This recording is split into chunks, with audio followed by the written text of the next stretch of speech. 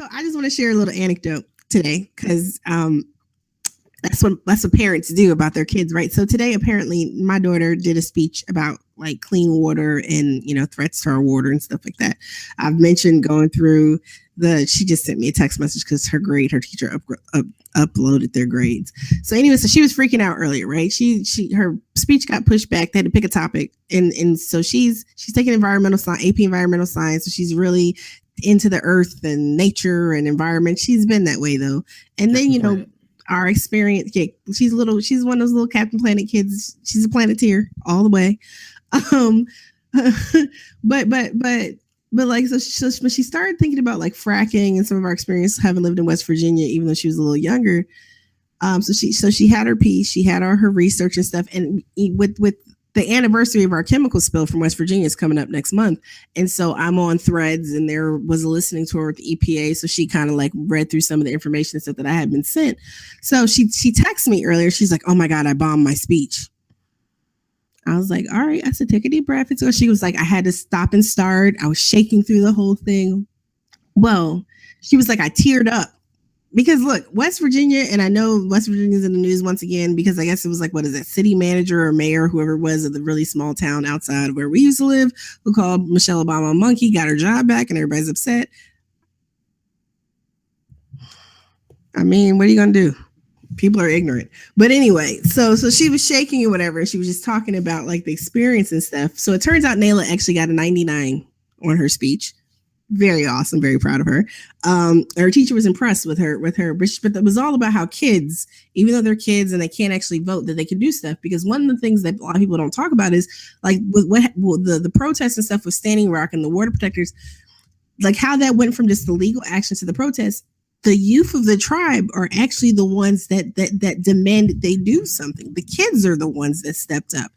And there was also a video last week from this group about urban farming and eating healthy. And it was a rap video with some teens, talking about eating healthy and, how to have good stuff going on in the neighborhood. So, so I'm sitting here, babbling and complaining about stupid people and Russia and fake news. But I just saw the text message from my kid because they remind me that there is hope.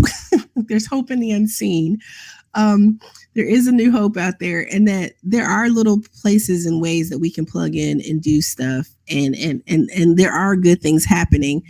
We just don't see it in the news because it doesn't make ratings like Trump, babbling and making fun of disabled people. Because really, if we blame anyone for any of this, you blame CBS because they were all about their ratings. You blame NBC and MSNBC and CNN and Fox News and whoever the hell else was running him all over the place. Yeah. Oh, that fake. No, honestly, you're right. The kids are our future. And by kids, I mean anyone under 28, because I hate to be that person, but but that makes you Nick Solomon. Nick is 29. Is Nick 29 too? Nick's not the future. He's the old person.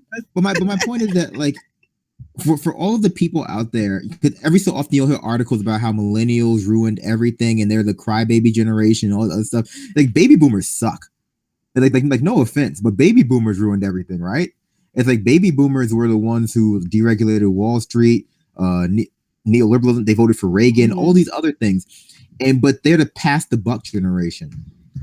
And so part of getting America back on track is wresting control of America from the neoliberals and from the older generations who simply are just more conservative by nature and have different concerns.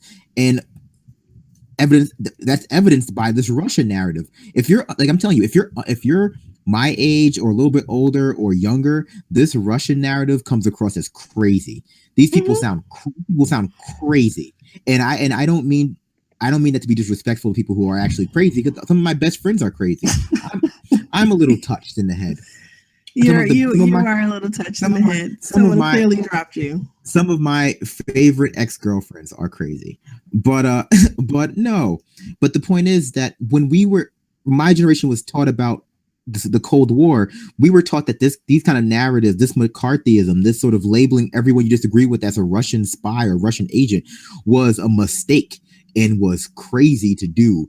And up until a point, we have evidence of Russia actually doing this, and even probably afterwards, depending on what that evidence actually shows they did, these people come across as delightfully paranoid and incredibly old. Because that like fear mongering against Russia comes across, it's an old people thing. Mm-hmm. Like it's something that I was born in 1991. The Cold War was over. Like it was over, man. And when I learned about it, I have a sister your age who's newly single.